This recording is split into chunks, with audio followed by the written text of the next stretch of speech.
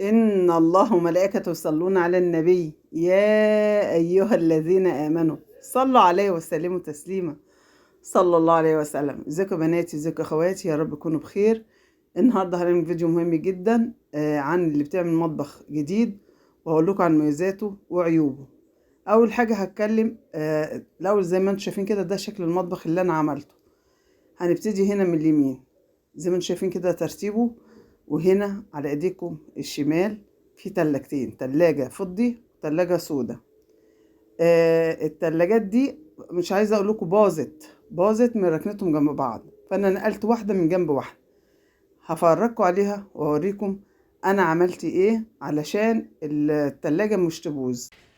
هنيجي هنا كده مثلا عند التلاجة بتاعتنا. اول حاجة كانوا التلاجتين زي ما قلت لكم في الاول كانوا محطوطين هنا، تلاجة هنا وتلاجة هنا، فالاتنين كانوا بيسخنوا المكان جدا، لدرجة ان التلاجة باظت من كتر تسخين الحرارة بتاعتهم بتاعت المواتير، موتور الديب فريزر والتلاجة الاتنين سخنوا، فدي باظت ودي باظت. فصلحناهم، خلينا دي لوحدها هنا وخلينا المكان ده فاضي، فطبعا بوظ لي المنظر. فعملنا ايه؟ شلنا التلاجة من هنا حطيناها في الصالة. تعالوا اوريكم منظرها فين. حطيتها هنا في الصالة. ما ينفعش طبعا يبقى الريسبشن او الصالة عندك يبقى فيها التلاجة، بس هعمل ايه؟ المطبخ الكبير ده كله عشان اتعمل غلط، التلاجتين كانوا باظوا من كتر سخونية الموتور، فسيبنا التلاجة هنا وحطينا دي هنا بعد ما تصلحها. تعالوا نشوف العيب التاني. هنا العيب التاني، رخامة قد ايه مش مستنفعة بيها بحاجة. ليه بقى؟ هنا جنب الدهون وجنب البوتاجاز مش نافعني، لان الحوض اتعمل في النص. اللي عايزة تعمل رخامة زي كده في المطبخ كبيرة عشان تستفادي بيها، تحطي الحوض على الحرف مكان ما انت يعني بعيد عن شغل ايدي. ليه طيب على الحرف؟ طب ما في النص هنا شغال، ممكن تستخدمه هنا تستخدمه هنا، بيطلع الدهون وبتطلع الحاجه بتتبهدل عادي جدا، بس دي نقدر عليها. لكن ما تقدرش عليه ان الميه بتتسرب بتاعه الحوض. شايفين؟ ادي العيب التاني. ينفع؟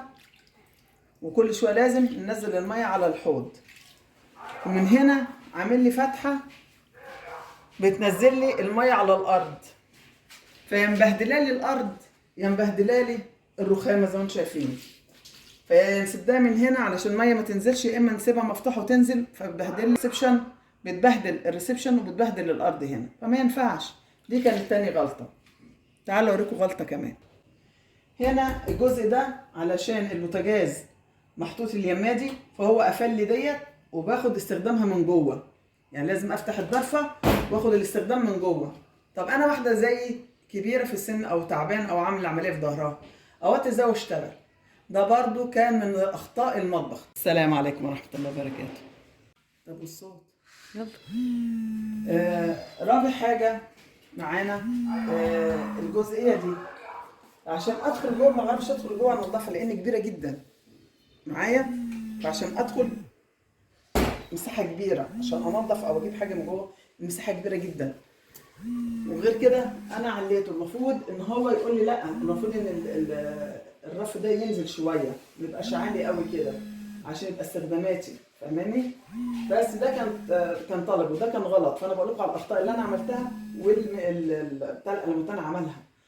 ده المفروض كان يبقى نازل تحت شويه، يبقى نازل تحت شويه. لما يبقى نازل تحت شويه تعرفي تشتغلي، تعرفي تحط حاجتك وتجيبيها وتشيليها وتحطيها، بالذات لو انت ما عندكيش سلم او انت مش رفيعه انك تطلعي وتجيبي لا، ده عايز شغل، عايز المفروض ينزل تحت شويه. ده كان خطأ كمان هنا معايا. المدخنه عشان اعملها لي بالشكل ده، حطيت لي دول عاملهم لي بطريقه تنرفز، يعني حجم ألموتان وسعر على الفاضي. دول ألموتان وسعرهم على الفاضي. دول لما ببقى من على بعد هوريها لكم من على بعد مش حلو خالص. وعامل لي اتنين صغيرين. انا علشان بالنسبه للشفاط ده يا جماعه محدش يجيبه. الشفاط اللي قلنا اللي هو التمانية دوت جميل قوي، افضل من ده اللي هو اللي قبل دوت. ما تمشوش على الموضه، انا مشيت على الموضه انا تعبت. ده ما بيسحبش لا غاز، ما بيسحبش دخان ولا ريحه ولا بيسحب اي حاجه. صوت وش على الفاضي، صوته فظيع. لكن اللي عايز يعمل حاجه لازم يبقى في التقفيل بتاع المطبخ بتاعك يبقى كله زي بعضه، لازم يبقى تقفيل المطبخ كله زي بعضه. انا عندي الجزء ده متقفل حلو، لكن ما حطهولي في الجنب، المفروض يبقى عامله في واجهه المطبخ. البوتاجاز المفروض يبقى تحت الشباك، حاططهولي في الوش. حتى لو انا اللي قلت، هتقولي انت اللي قلتي له، ممكن اكون انا قلت ساعتها او ممكن يكون هو عمل من نفسه. حتى لو انا قلت، انت بتاع قلموتان المفروض ان انت تعمله لي بطريقه سليمه وطريقه صح. لا، الطريقه دي مش صح خالص. البوتاجاز لازم يبقى واخد له جنب كده.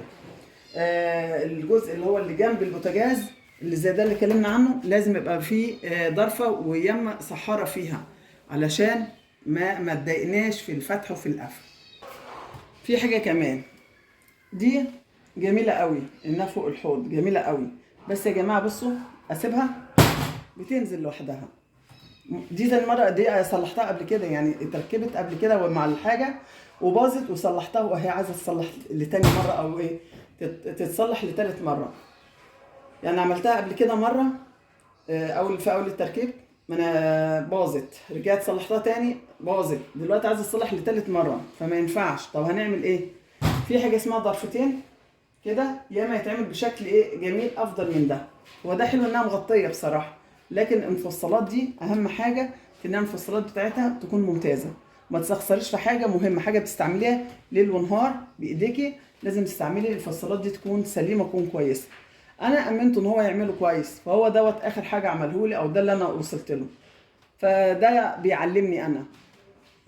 دي كان الفيديو بتاع النهارده، يا رب يكون حاز على اعجاب بناتي ويكون فيه مصلحه لبناتي. ان عجبكم متنسوناش باللايك وسبسكرايب وتعليقات الجميله لبيت المنى. اشوف وشكم بخير.